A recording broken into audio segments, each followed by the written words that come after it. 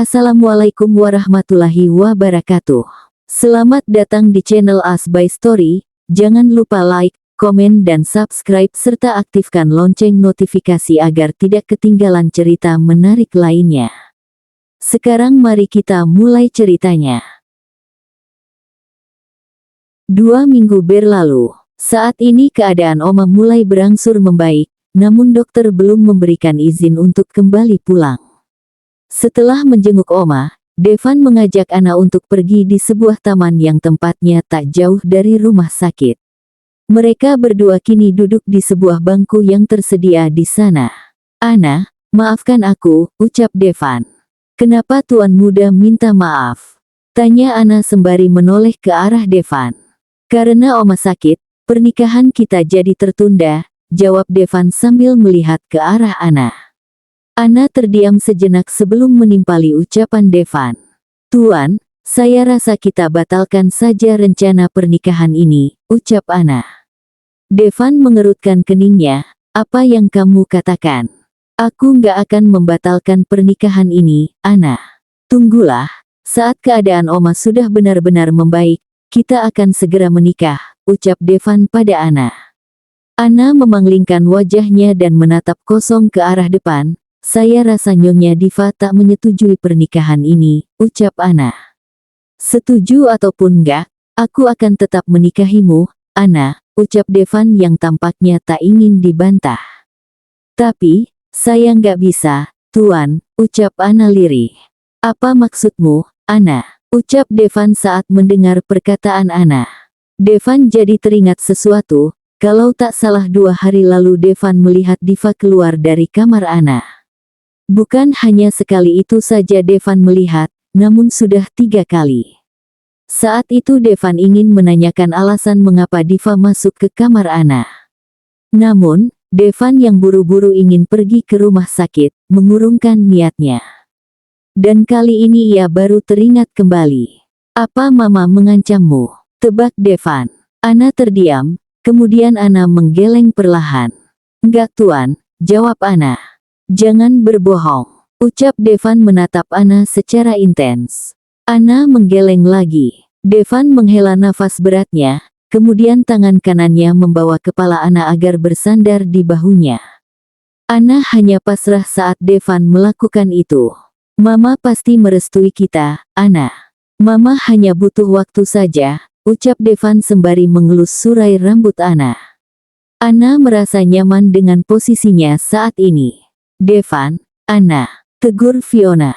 Suara yang tak asing itu mengganggu suasana romantis Devan dan Ana. Devan dan Ana lantas menoleh ke arah belakang. "Aku kira, aku salah melihat. Ternyata benar kalian," celetuk Fiona. Fiona pun mendekat ke arah bangku yang sedang Devan dan Ana duduki. "Boleh bergabungkan?" tanya Fiona. Belum mendapat jawabannya, Fiona sudah menyerobot duduk di tengah, di antara Devan dan Ana. "Kok kalian diem aja, sih? Aku ganggu ya?" ucap Fiona lagi. Saat Devan ingin menjawab, Ana sudah lebih dulu menjawabnya. "Enggak kok, Kak Fiona kok bisa ada di sini?" tanya Ana. "Iya, kebetulan tadi aku abis jenguk Oma. Dan mampir deh ke sini dan ternyata aku lihat kalian juga ada di sini," jawab Fiona. Ana hanya mengangguk-angguk pelan. Van, nih buat kamu, tadi kebetulan aku beli minuman rasa alpukat," ucap Fiona sembari menyodorkan minuman itu pada Devan. Devan menaikkan satu alisnya, matanya melirik ke arah Ana yang kini juga melihat ke arahnya. "Tenang, aku nggak cuma beli satu kok. Ada juga buat Ana," ucap Fiona tersenyum. Setelah mendengar itu, Devan pun menerima minuman dari Fiona. "Nih, Ana, buat kamu," ucap Fiona. Ana langsung menerimanya. "Makasih Kak," ucapnya. "Iya, sama-sama. BTW, aku tuh suka banget minuman rasa alpukat, sama kayak Devan suka juga. Dulu, dia tuh setiap pagi pokoknya nggak ketinggalan sama yang namanya jus alpukat. Wajib ada," ucap Fiona merasa bangga karena mengetahui kebiasaan Devan. Ana tersenyum getir mendengar cerita Fiona. "Oh iya, Kalau soal makanan, Devan itu nggak suka udang. Kalau makan udang dia langsung alergi, sambung Fiona. Kayaknya, Kak Fiona tahu dan hafal banget tentang Tuan Muda. Ya iyalah, kan Kak Fiona masa lalunya Tuan Muda, gimana sih? Batin Ana bermonolog. Devan hanya diam, memang yang dikatakan Fiona itu benar. Dia memang sangat suka dengan jus alpukat dan tak pernah ketinggalan setiap pagi dan ia juga memang alergi udang. Tak ingin berlama-lama di sini, Devan ingin mengajak Ana pulang. Akan tetapi, Tuan Muda, Kak Fiona, aku mau ke toilet bentar dulu ya, ucap Ana, sebelum Devan mengatakan untuk mengajaknya pulang. Ayo, aku antarkan, ucap Devan yang ingin beranjak. Devan juga merasa tak nyaman jika hanya berdua dengan Fiona. Nggak usah Tuan. Lagian cuman sebentar, toilet umumnya juga kelihatan tuh dari sini, ucap Ana mencegah agar Devan tak ikut dengannya. Tapi, belum selesai Devan berbicara, Ana sudah berlari meninggalkannya. Devan hanya menatap punggung Ana yang kian menjauh. Netranya pun teralih, saat Fiona memanggilnya. Van. Panggil Fiona. Devan menoleh. Apa segitu cintanya kamu sama dia? Sampai aku tersisihkan dari hati kamu, ucap Fiona. Devan hanya terdiam. Aku benar-benar menyesal karena pergi meninggalkan kamu, Van. Tapi, apa kamu tahu? Aku masih cinta sama kamu sampai kapanpun. Rasa cintaku ke kamu pun bahkan nggak pernah berubah, ucap Fiona sembari meraih pergelangan tangan Devan. Vi, aku mohon jangan ganggu aku, ucap Devan tegas.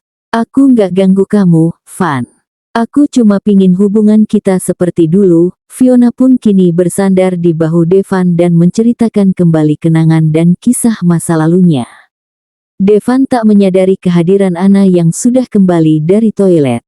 Ana sengaja tak langsung menghampiri mereka. Ana malah berdiri di belakang bangku tapi ia sedikit memberi jarak. Ana juga samar-samar mendengarkan cerita masa lalu yang Fiona dan Devan lalui dulu. Kini, perasaan Ana jadi berdegup begitu kencang. Jujur saja, sebenarnya melihat Fiona bersadar di bahu Devan membuat hatinya sedikit terasa sakit. Ditambah lagi ia mendengar semuanya tentang kisah mereka dulu. Niat Ana yang ingin pergi itu pun semakin membara. Ana rasa, Fiona lah yang memang seharusnya dan yang tepat untuk menjadi pendamping hidup Devan, bukan dirinya. Ana menghela nafasnya berulang kali mencoba untuk menghilangkan rasa sesak yang menyeruak di dadanya.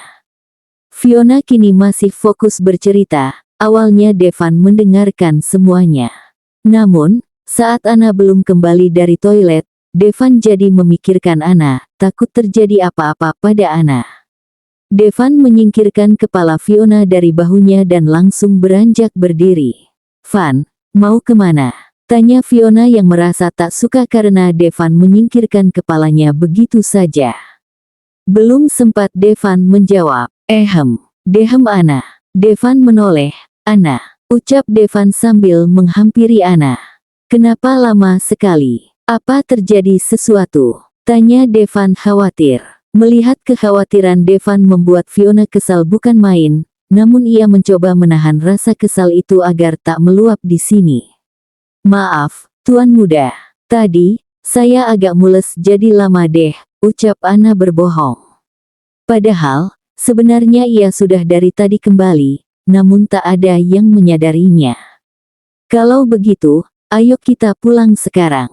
Sepertinya kamu lelah, wajahmu terlihat pucat, ucap Devan sambil menangkup wajah Ana.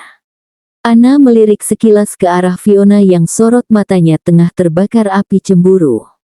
Ana pun buru-buru melepas tangan Devan yang menangkup wajahnya itu.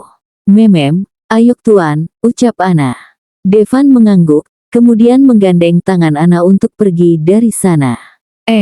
Kak Fiona aku pamit dulu, ucap Ana sedikit berteriak, karena Devan menarik tangannya. Fiona mengepalkan tangannya begitu erat, sebenarnya, ingin sekali tangannya bergerak menjam 4K rambut Ana yang terurai panjang itu. Tapi, tak mungkin ia melakukan itu di hadapan Devan. geram Fiona. Beberapa hari terakhir ini, Anna merasa tubuhnya cepat sekali merasa lelah. Padahal ia baru memegang beberapa pekerjaan saja. Anna memijat lehernya yang pegal ketika sedang menyiapkan baju ganti untuk Devan. Devan yang sudah keluar dari kamar mandi itu lantas memperhatikan Anna yang memegang lehernya. "Ada apa?" tanya Devan sambil mengangkat satu alisnya. Enggak apa-apa tuan, ucap Anna yang melanjutkan untuk mengambil baju untuk Devan. Setelah mengambil setelan baju, Anna memberikannya pada Devan. "Anna, apa kamu sakit?" tanya Devan menatap Anna yang tampak lesu. "Cuman sedikit nggak enak badan tuan, tapi nggak apa-apa kok," ucap Anna. "Jika sedang tak enak badan kenapa kamu paksa untuk bekerja, sekarang lebih baik kamu istirahat." "Aku tak mau sampai terjadi apa-apa padamu," ucap Devan sembari mengelus pucuk kepala Anna. "Saya nggak apa-apa tuan, saya masih bisa. Anna, sebentar lagi kita akan menikah." "Aku tak mau kalau sampai kamu sakit," ucap Devan. "Yah, benar. Mereka akan segera menikah karena hari ini Oma sudah diperbolehkan pulang. Kamu istirahat sekarang. Aku sebentar lagi akan pergi ke rumah sakit untuk menjemput Oma," ucap Devan. Anna mengangguk patuh. Saat Anna mulai melangkah keluar, entah mengapa perasaan Devan merasa jadi tak enak. Ia seolah tak ingin jauh-jauh dari sisi Anna. Apakah karena Devan sudah tak sabar ingin secepatnya menikah dengan Anna? Maka dari itu ia merasa tak ingin jauh-jauh dari Anna. Setelah beberapa menit, Devan pun akhirnya sudah pergi untuk menjemput Oma. "Sebenarnya aku kenapa, sih? Kenapa akhir-akhir ini sering merasa lelah?" gumam Anna. Tiba-tiba, "Dek," Anna mendelik, "apa jangan-jangan?" Enggak mungkin," ucap Anna sambil menggeleng-gelengkan kepalanya. Anna keluar dari kamar, bersamaan dengan itu. Ia melihat Areta ingin pergi untuk membeli beberapa keperluan dapur. "Kak," panggil Anna. "Iya, Anna. Ada apa?" tanya Areta. "Kak Areta mau kemana?" tanya Anna balik. "Oh, ini. Aku mau keluar untuk belanja bahan dapur," ucap Areta. "Memem, apa aku boleh ikut?" ucap Anna hati-hati. "Boleh, kalau kamu mau," jawab Areta. "Aku mau, Kak," ucap Anna dengan semangat. Areta pun akhirnya mengajak Anna untuk pergi berbelanja. Beberapa menit Anna dan Areta keliling untuk berbelanja. Anna pun mencoba memanfaatkan kesempatan ini untuk membeli alat tes kehamilan tanpa sepengetahuan Areta. Setelah selesai membeli semua bahan-bahan dapur, Areta pun mengajak Anna untuk segera kembali pulang. Tak membutuhkan waktu lama. Mereka berdua sudah tiba di mansion. Anna membantu Areta untuk mengangkat barang-barang belanjaan menuju ke dapur. "Makasih Anna," ucap Areta. "Iya Kak, santai aja. Aku kan pekerja juga di sini," ucap Anna tersenyum. "Iya, tapi kan ini bukan tugas kamu, Anna," ucap Areta. "Nggak apa-apa, Kak," ucap Anna lagi. Kalau gitu aku tinggal ya Kak. Ada beberapa kerjaan yang belum aku kerjakan," sambung Anna. "Iya Anna," jawab Areta. Anna pun kemudian berlalu pergi dan segera menuju ke kamarnya. Anna kini berada di dalam kamar mandi. Jantung Anna berdegup begitu kencang saat membuka alat tes yang ia beli tadi. Sebelum memakainya, Anna juga tak lupa membaca cara-cara yang sudah tertulis di kemasannya. Anna pun segera menggunakan alat itu. Ia menutup matanya, berharap dugaannya salah. Namun, saat Anna membuka mata, Anna bagai tersambar petir di siang bolong. Anna menutup mulutnya tak percaya ketika melihat garis 2 merah yang begitu jelas terpampang di alat tes kehamilan itu. Sedetik kemudian, cairan bening keluar begitu saja dari mata Anna. Anna menggelengkan kepalanya. "Nggak mungkin. Nggak mungkin aku hamil," gumam Anna. "Nggak mungkin hanya satu kali langsung bisa jadi," pikirnya.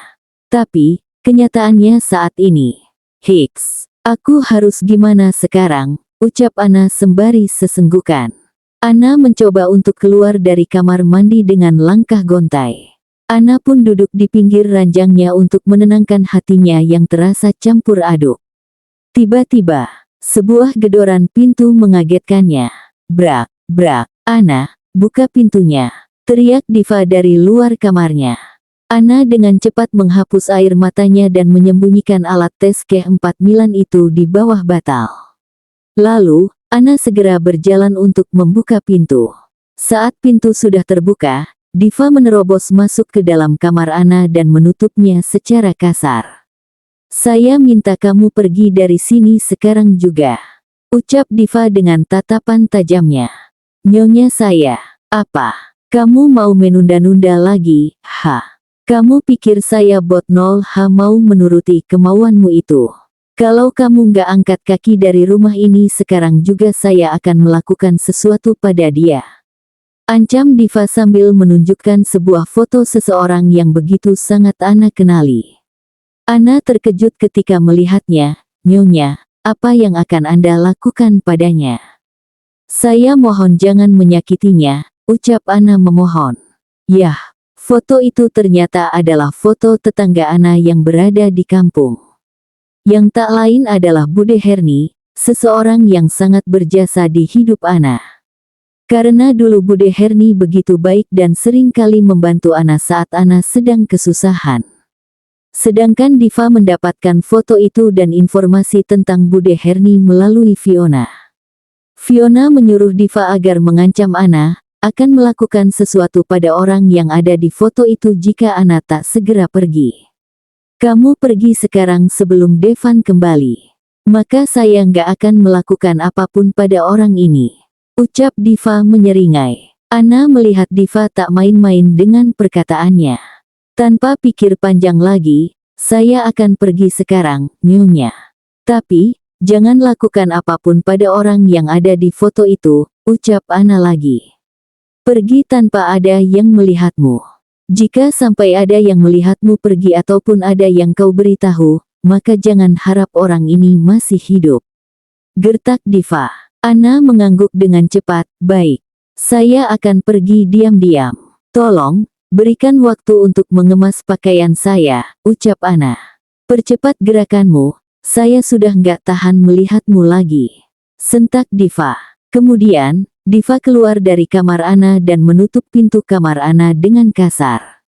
Brak! Ana sampai terlonjak kaget. Ana dengan gerakan cepat segera mengemasi pakaiannya. Tak luput dari itu air matanya kembali keluar tanpa bisa ditahan lagi. Beberapa menit, Ana telah selesai mengemas pakaiannya. Ana kembali mengambil alat tes yang tadi ia simpan di bawah batal. Ana melihatnya dengan intens. Kemudian tangannya bergerak mengelus perutnya yang masih rata itu. Kemudian, Ana beranjak berdiri ketika ada yang mengetuk pintu kamarnya lagi. Ana segera menyimpan alat tes itu ke dalam tasnya namun sayangnya Ana tak melihat jika alat tes itu tak benar-benar masuk. Karena pandangannya tertuju pada pintu yang terus saja terketuk. "Ceklek, lama sekali pergeran kamu," bentak Diva. "Maaf Nyonya," ucap Ana. "Cepat pergi. Jangan mengulur-ulur waktu," ucap Diva yang mulai geram. "Iya Nyonya. Saya akan pergi sekarang," ucap Ana lagi. Ana segera mengambil tasnya dan keluar dari kamar itu. Ana pergi melewati pintu depan, karena saat ini tak ada yang menjaga di depan. Semua penjaga serta para pembantu lainnya ada yang sedang sibuk sarapan dan melakukan tugasnya masing-masing. Diva tersenyum lebar ketika melihat Ana sudah keluar dari gerbang mansion Bagashara. Saat ini satu-satunya yang menjadi tujuan Ana adalah pulang kampung. Kebetulan ia memiliki tabungan yang cukup untuk perjalanan pulang ke sana dan untuk menyambung hidupnya serta calon anaknya. Ana terus berjalan kaki sampai ia tiba di jalan raya. Di sana ia akan mencari ojek atau taksi untuk mengantarkannya pulang ke kampung halamannya. Sebuah mobil mewah berwarna hitam kini memasuki halaman mansion. Yah, siapa lagi kalau bukan Bagas dan Devan yang telah pulang kembali ke mansion bersama Oma Devita. Diva dan Dinda langsung berjalan ke arah pintu utama untuk menyambut Oma. Tak lupa, Fiona yang sudah sedari tadi ada di mansion, ikut juga menuju pintu utama. Devan mendorong kursi roda yang digunakan Oma memasuki mansion. "Halo, Oma," sapa Fiona lebih dulu. Devita tersenyum menanggapi sapaan Fiona. Mata Devita lalu melihat ke sekitar dan mencari seseorang, namun ia tak mendapati orang itu. "Yah, Oma mencari Ana."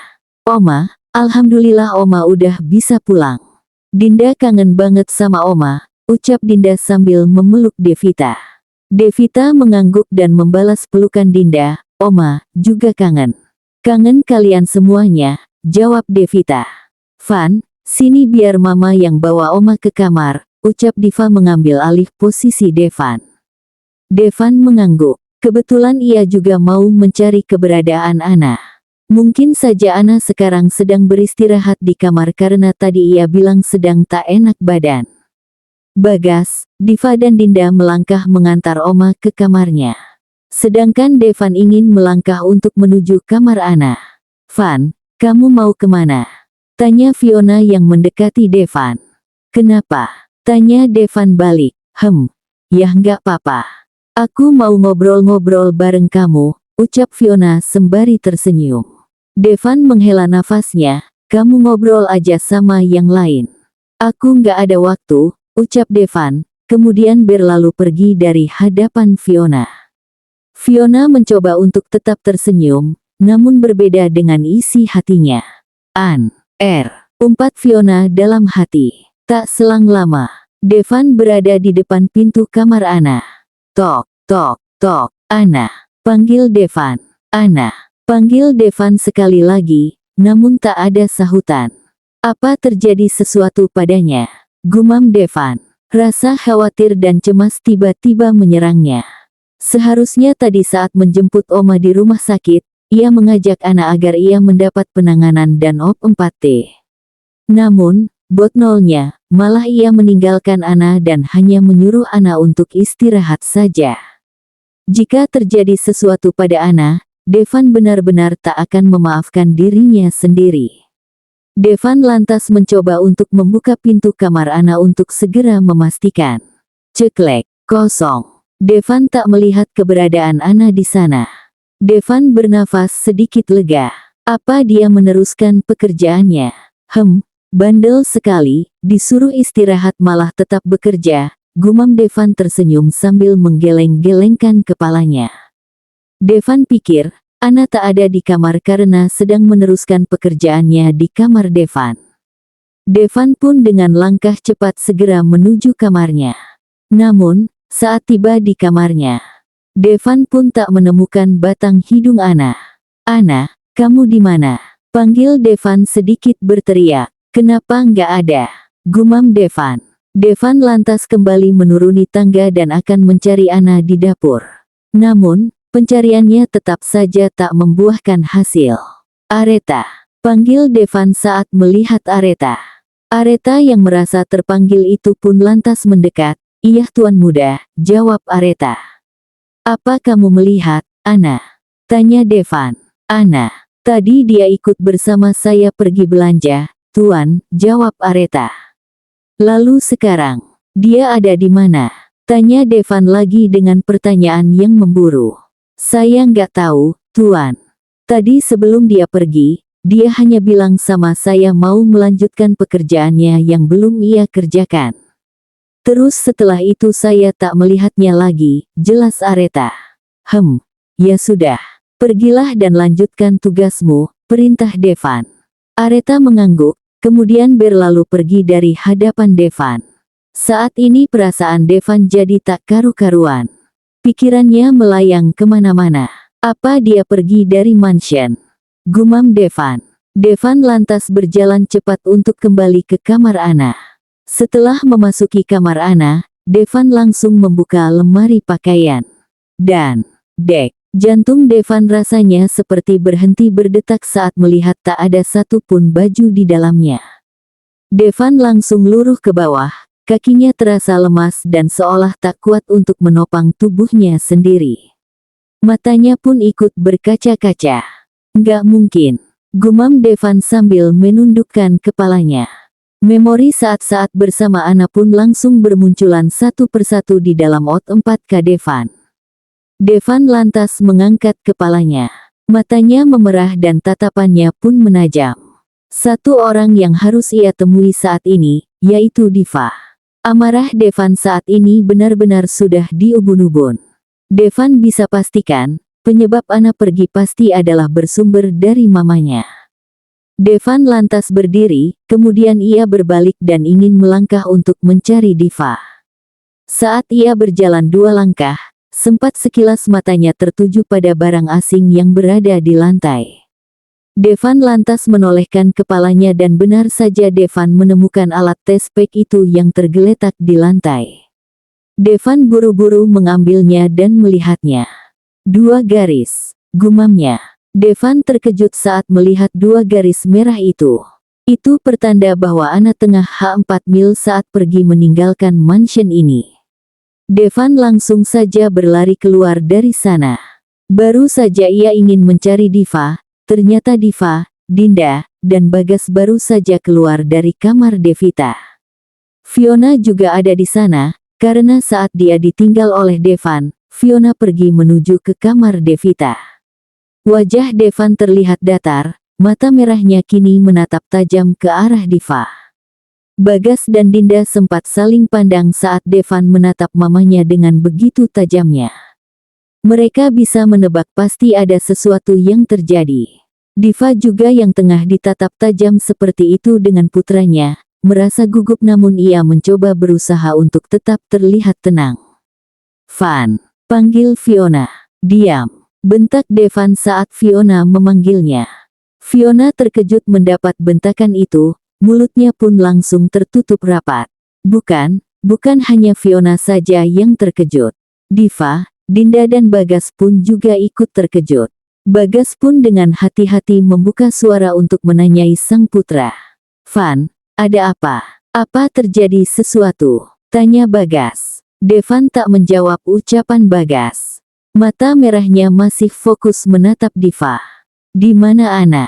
Tanya Devan dengan suara beratnya yang kini ia tujukan pada Diva. Diva menelan ludahnya dengan susah payah. Mama nggak tahu. Kenapa kamu tanya sama Mama? Jawab Diva mencoba mengelak. Devan, ada apa sebenarnya? Memangnya Ana kemana?